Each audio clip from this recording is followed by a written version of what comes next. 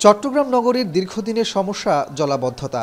বছরে শত শত কোটি টাকা লোকসান, পরিত্যক্ত হয়ে যাওয়া পণ্য, দোকান, বাসাবাড়ি আর ভোগান্তি মিলে বর্ষা মানে আতঙ্ক।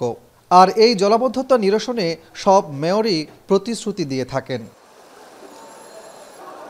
দায়িত্ব নেওয়ার 1 বছর পূর্তিতে মেয়র ডাক্তার শাহাদাত জানান, এখনও গলার কাটা এই জলাবদ্ধতা।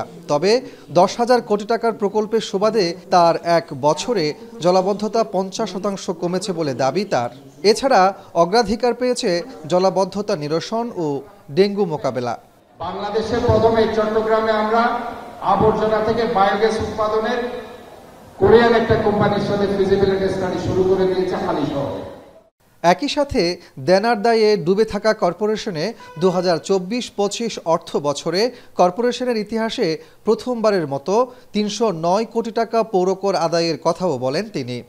হোল্ডিং ট্যাক্সে প্রায় 476 কোটি টাকা হোল্ডিং ট্যাক্স আসে, আমরা সেটাই চাচ্ছি।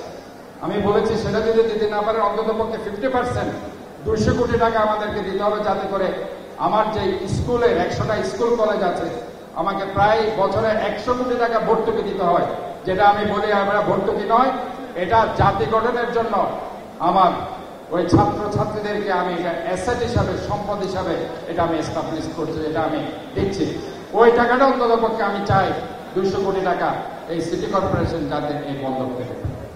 তবে নগরীর ভাঙাচোরা সড়ক সংস্কারে দেরি, কেন্দ্রীয়ভাবে প্রকল্প পাশ না হওয়া, সরকারের অর্থ বরাদ্দের সংকট সহ নানা চ্যালেঞ্জ তুলে হতাশার সুর তোলেন মেয়র।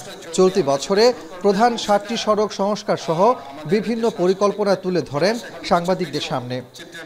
বর্ষাকাল দীর্ঘায়িত হওয়ার কারণে আমি জনগণকে কাঙ্ক্ষিত তাদের রাস্তাগুলো উপহার দিতে পারি।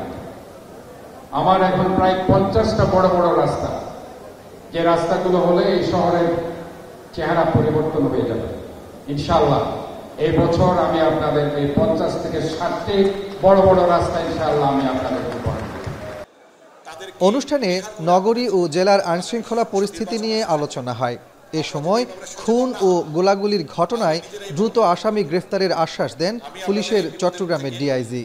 বলেন, রাজনৈতিক মেরুকরণের কারণে রাউজানে টানা হত্যাকাণ্ড ঘটছে। এত সাধারণ বিষয় নিয়ে ঘটনাগুলোর বিষয়ে পূর্ব থেকেই সতর্ক হওয়া খুব কঠিন। সে কারণে আমরা হয়তো আগে থেকে জানতে পারি না যে ঘটনাগুলো ঘটে যাচ্ছে। সুতরাং আমি মনে করি রাজনৈতিক প্রতিদ্বন্দ্বী যারা আছে তারা যদি নিজেদের মধ্যে বসে ঘটনাগুলো সমাধানের চেষ্টা করে তাহলে এটা খুবই সম্ভব। এটার জন্য আমাদের কাজ পুরোপুরি আর আমাদের কোনো কাজ থাকবে না। এছাড়া নগরীর যানজট, ফুটপাত দখলসহ জনভোগান্তির নানা বিষয় উঠে আসে সাধারণ মানুষের বক্তব্যে। কাজী মাহফুজ, এখন, চট্টগ্রাম।